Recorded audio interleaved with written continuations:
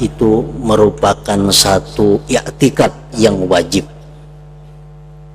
kita yakini di dalam hati kita, karena sudah disebutkan dengan jelas dalam Al-Quran dan Sunnah Rasul bahwa nanti pada hari kiamat itu ada timbangan amal. Dan bagaimana bentuknya timbangan amal di akhirat itu?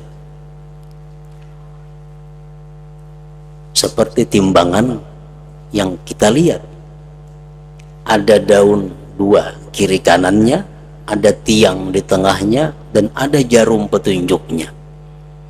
Namun besarnya timbangan di hari kiamat itu tidak bisa kita bayangkan. Nah, para muhibbin rahimakumullah, sewaktu kita menghadapi timbangan amal, maka itu merupakan saat yang paling menegangkan dan menakutkan kita, karena disitulah ditentukan nasib kita selanjutnya. Diceritakan dalam sebuah hadis bahwa Rasulullah Sallallahu Alaihi Wasallam berbaring di hunjuran istri beliau, Siti Aisyah radhiyallahu anha. Kemudian beliau tertidur. Di waktu beliau tertidur itu Siti Aisyah menangis sampai menitiskan air mata jatuh ke pipi Rasulullah Sallallahu Alaihi Wasallam. Nah, Rasulullah terbangun karena titisan air mata Aisyah tadi. Dan beliau bertanya kepada Siti Aisyah, apa yang membuat engkau menangis? Aisyah berkata kepada Rasulullah Sallallahu Alaihi Wasallam, hal tadhkuruna ahlikum yaumal qiyamah? Hal tadhkuruna ahlikum yaumal qiyamah? Adakah engkau ingat wahai Rasulullah terhadap istri-istri engkau pada hari kiamat nanti? Artinya pian sekarang berabah di paha ulun sampai taguringan. Nah sekarang demikian, tapi di hari kiamat nanti apakah pian ingat lawan istri-istri pian? Rasulullah menjawab, walladzi nafsi biyadihi fi thalathi mawatin fa inna ahadan la yadhkuru illa nafsah. Ujar Nabi kita, demi Allah, demi diriku di tangannya, pada 3 tempat di hari kiamat itu seseorang tidak ingat siapa-siapa melainkan dirinya. Di 3 titik hari kiamat kita hanya memikirkan diri kita tanpa mengingat siapa jua pun. Yang pertama kata Rasulullah, idza wudi'atil mawazin wa wuzinatil a'mal hatta yanzura ibnu adam ayakhiffa mizanuhu am yasqul. Yang pertama ketika dihadapkan timbangan amal kepadanya. Nah, di waktu proses penimbangan amal itu seseorang tidak ingat kepada siapa-siapa sampai dia mendapat kejelasan apakah timbangan kebajikannya lebih berat daripada timbangan kejahatannya. Yang kedua kata Rasulullah, wa indas suhuf, ketika diserahkan itu buku, hatta yanzura abi yaminihi ya'khudhu kitabahu aw bishimalih, ketika diserahkan buku itu kita pun tidak ingat siapa-siapa selain diri kita sampai ada kejelasan tangan mana kita menerima kitab itu. Bila kita menerima catatan amal itu dengan tangan kanan, kita selamat. Bila sebelah kiri, kita akan celaka. Yang ketiga, wa indas sirat, dan ketika seseorang menyeberang siratal mustaqim. Nah disitulah 3 tempat ujar Rasulullah seseorang tidak ingat kecuali dirinya sendiri. Para muhibbin rahimakumullah, Jadi timbangan amal merupakan sesuatu yang sangat menegangkan bagi setiap orang yang akan ditimbang amal perbuatannya. Rasulullah sallallahu alaihi wasallam bersabda, "Tuda'ul mawazin yaumal qiyamah fatuzanu sayyi'at wal hasanat.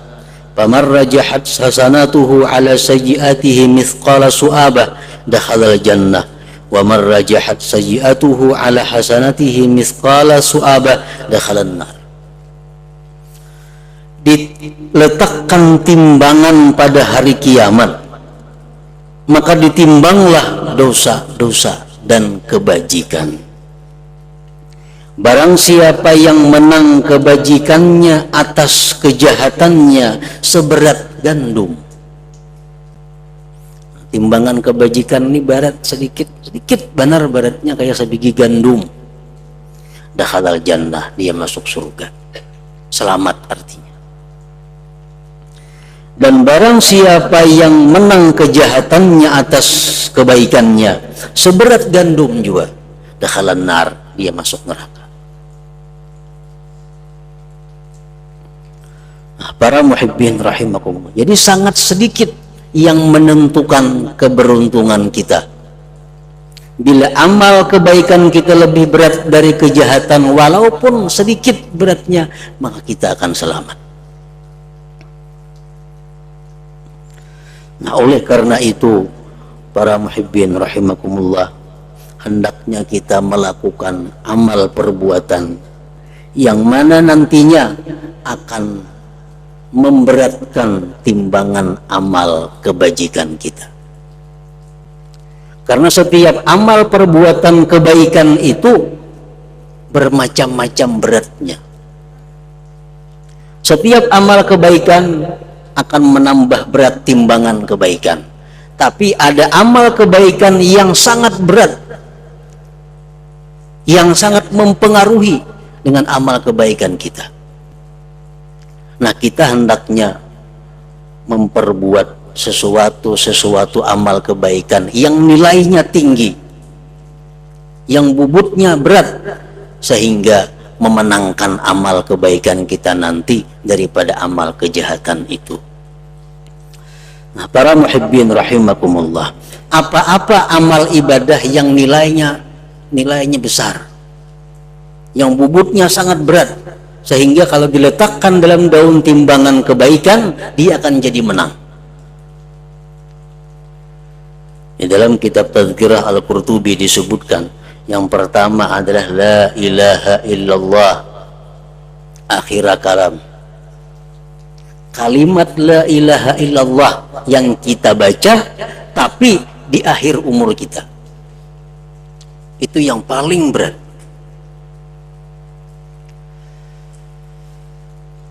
Rasulullah menceritakan bahwa di akhirat nanti ada orang yang ditimbang amalnya sedemikian banyak dosanya, sehingga kalau dilihat demikian orang ini kada akan selamat lagi, karena jauh beratnya.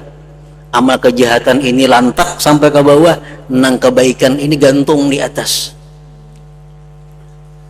Nah, tetapi ada satu amal lagi yang belum ditimbang dari orang tersebut, yaitu la ilaha illallah. Kalimat la ilaha illallah yang diucapkannya menjelang akhir hayatnya. Nah, begitu diletakkan dalam timbangan kebaikan, maka menanglah amal kebaikan itu. Para muhibbin rahimakumullah, jadi mengucap kalimat la ilaha illallah di akhir hayat itu sudah pasti menjadi keberuntungan seseorang. Sudah pasti akan menjadikan timbangan amalnya lebih berat daripada kejahatannya. Nah, yang kedua disebutkan di situ amal ibadah yang sangat besar nilainya, khuluqun hasan, budi pekerti yang baik. Orang ini banyak mempunyai kesalahan-kesalahan, tetapi dia ada mempunyai satu ibadah yang namanya khuluqun hasan, budi pekerti yang baik. Nah, budi pekerti yang baik ini bisa menyebabkan timbangan kebaikannya menang atas timbangan kejahatannya. Apa yang dimaksud dengan budi pekerti yang baik itu? Rasulullah menyatakan, antasila man kata'ak wa tu'tiya man haramak wa ta'fu amman zalamak. Budi pekerti yang baik itu adalah bahwa engkau menghubungi orang yang tidak menghubungi engkau. Orang yang kada menagur ditagur, orang yang kada menghubungi kita dihubungi. Itu salah satu alamat budi pekerti yang baik. Yang kedua, memberi orang yang tidak memberi kepada engkau. Amuninya mana sama atari ke sebelah rumah, gangan gak buah, karena apakah ada memberi, tapi kita selalu memberi. Nah, ini budi pekerti yang baik. Amun sama-sama memberi itu mesti bisa orang memberi bari juga, itu sudah nyata. Ini orang kada memberi, cuma kita hanya memberi terus. Nah, ini tanda budi pekerti yang baik. Namanya minuman kawarung lawan kawan, ada sebuah kawan ini mentraktir, bilang kita hanya nang bayar terus, itu budi pekerti yang baik. Wa tu'ti man haramak. Nah, yang ketiga, wa ta'fu amman zalamak, memaafkan orang yang menganiaya engkau. Nah, tiga itu alamat budi pekerti yang baik, yang nilai pahalanya sangat berat nanti terhadap seseorang, sehingga bisa memenangkan amal kebaikannya. Yang ketiga, as-salatu ala nabi sallallahu alaihi wasallam, salawat atas nabi. Karena nabi kita sewaktu giliran umat beliau ditimbang amalnya, beliau berada di sisi timbangan sampai proses umatnya selesai.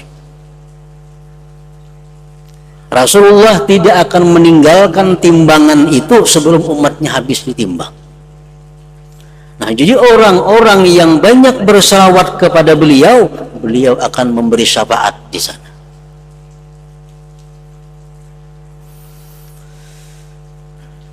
Yang keempat, as-sabru ala mauti auladihi qablal bulugh, sabar atas kematian anak-anaknya yang belum balik. Orang ini sabar, anaknya mati ada sebelum dia balik. Anaknya masih kekanakan, mati, inya sabar. Nah, itu sangat memberatkan timbangan kebajikannya. Selanjutnya, ta'limul ilm, mengajarkan ilmu agama. Itu mempunyai nilai yang sangat tinggi, yang sangat besar. Dan lagi mengabulkan hajat saudaranya. Nah, itu amal ibadah yang banyak menyelamatkan manusia di dalam proses penimbangan amal di akhirat itu. Ada seseorang diceritakan dalam sebuah hadis, begitu ditimbang amalnya kalah amal kebaikan. Kemudian orang ini pernah semasa hidup mengabulkan hajat saudaranya. Begitu ditimbang, menang amal kebaikannya. Nah, para muhibbin rahimakumullah, Al-Imamul Ghazali rahimahullah di dalam Ihya Ulumuddin menyebutkan bahwa pada hari kiamat itu manusia terbagi 3 kelompok. Firqatun laysat lahum hasanah, ada kelompok yang tidak ada punya kebaikan. Orang-orang kafir. Nah, orang-orang yang seperti ini kada perlu ditimbang. Nah, apa yang ditimbang? Al-Quran menjelaskan, fala nuqimu lahum yaumal qiyamati wazna, kami tidak mendirikan bagi mereka itu pada hari kiamat timbangan. Karena kalau orang itu kafir, perbuatan baik nang kayak apa aja kada kawa melawan kafir itu pasti menang kafir.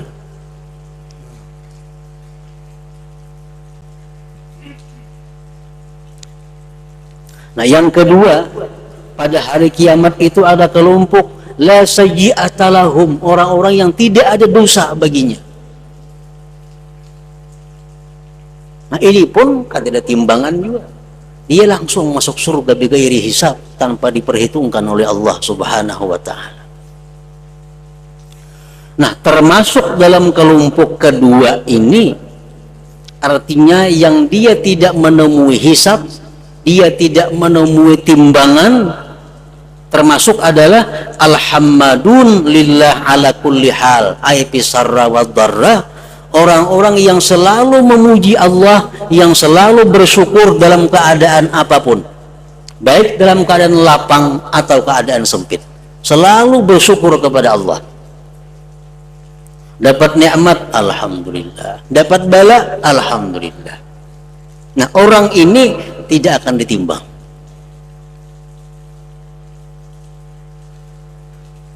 Artinya kada hanya dapat nikmat, inya bersyukur. Dapat musibah, dapat bencana, dia pun bersyukur. Kenapa dapat musibah itu kita mesti bersyukur? Karena setiap kita dapat satu musibah, pasti ada orang lain yang dapat musibah lebih berat daripada kita. Itu yang pertama kita syukuri. Umpamanya di rumah kita ada 3 buah sepeda, kehilangan sepeda sebuah, itu masih bisa bersyukur karena 2 nang tersisa. Taknya hilang ketiganya, kata bakar lawan rumah-rumahnya. Nah, jadi dalam keadaan susah itu masih bisa bersyukur. Nah, orang-orang yang bersyukur kepada Allah dalam keadaan susah, dalam keadaan senang, timbangan ditiadakan baginya. Kada perlu ditimbang, karena ini orang yang sudah mendapat keistimewaan dari Allah dan dia lulus ke dalam surga. Yang kedua yang dimasukkan dalam kelompok ini adalah ahlu qiyamil lail, orang-orang yang beribadah di malam hari, orang-orang ahli tahajud, orang-orang yang tengah malam melapor, mengadu, meminta kepada Allah Subhanahu wa taala. Ini orang-orang tersebut kada dikenakan timbangan, masuk surga tanpa hisab. Ahlu qiyamil lail. Yang ketiga, man lam tashghalhu tijaratud dunya wala bai'uha an dzikrillah, orang-orang yang tidak disibukkan oleh jual beli dunia daripada zikrillah. Ini berdagang, bekerja, tapi kada bisa lalai daripada hukum Allah, kada bisa lalai daripada mengingat Allah. Contohnya orang ini berdagang nukar barang dengan cara yang benar, menjual dengan cara yang benar, sampai waktu sembahyang berjamaah, segala hukum Allah yang berurusan dengan dagangannya dipatuhinya, dipenuhinya. Tidak ada perbuatan kebaikan yang tertinggal karena perdagangannya. Nah, orang seperti ini timbangan amal kada dikenakan baginya, dia langsung masuk ke dalam surga. Berdagang aja, cuma berdagangnya bagus, dan kegiatan agama ibadah kada tertinggal karena urusan bisnisnya. Sembahyang berjamaah kada tertinggal, menghadiri orang kematian kada tertinggal karena dagangannya. Segala macam kebaikan kada terganggu karena usahanya. Nah, ini orang selamat.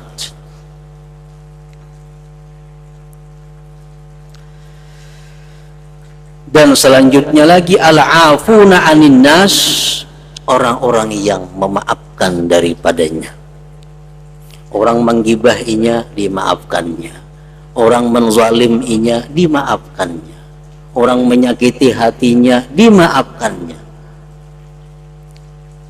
Sehingga tidak ada orang yang bakal dituntutnya di akhirat. Dalam dunia sudah habis, dimaafkannya. Nah, orang seperti ini timbangan amal kada dikenakan kepadanya. Nah, kita memohon, berdoa, berusaha mohon kepada Allah agar termasuk dalam salah satu di antara golongan-golongan yang selamat itu.